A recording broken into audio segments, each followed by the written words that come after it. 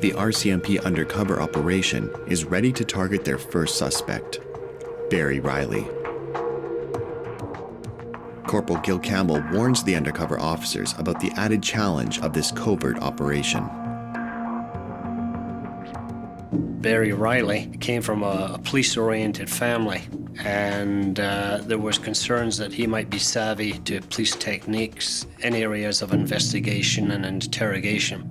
After considering various options, we decided to run with the undercover operation, with the target initially being Barry Riley. The undercover team reserves a motel room. They set up hidden cameras, microphones, and recording equipment. They will invite Riley and try to get him to admit his role in the murder of Langmead. Depending on the type of case that we're working on, will really dictate the type of covert equipment we'll use, both audio or video.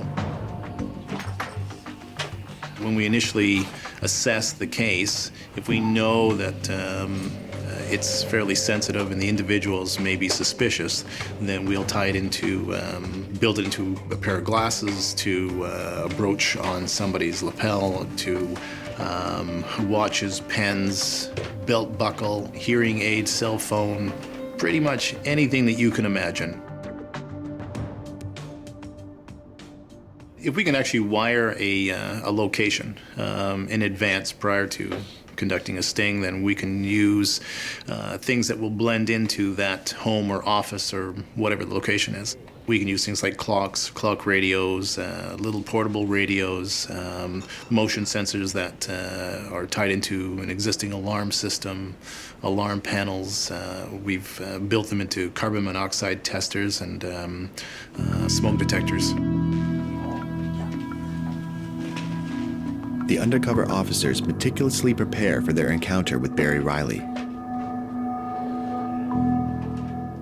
When we look at the subject and we get a good understanding of what they do, where they go, who they associate with, everything about them, get them to the point where the investigator knows them as if that they're their best friend.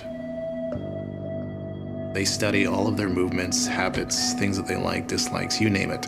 It's important because you need to be able to not just fit in, but you need to be able to anticipate those potential surprises that are going to catch you off guard. And that fraction of a moment can make or break your case.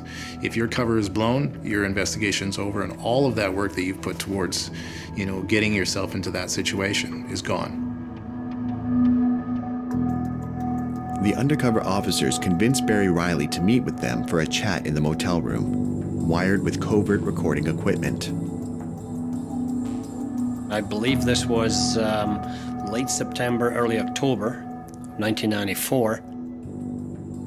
Mr. Riley was suspicious of the two undercover operators.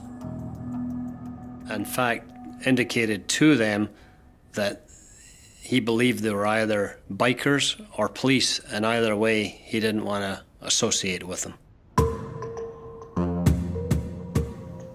When a subject has been heated up or is suspicious of any type of investigation around them, it definitely becomes a lot more challenging. The undercover operation with Riley is abandoned. If there's a situation where you know that they're going to be expecting an investigator or an operative, then we'll double up on our investigation. We'll create two stings instead of one. And the first one is the initial attempt to develop the relationship with the subject. And the second one is just hovering in the background, allowing or waiting for opportunity for the subject to draw us in.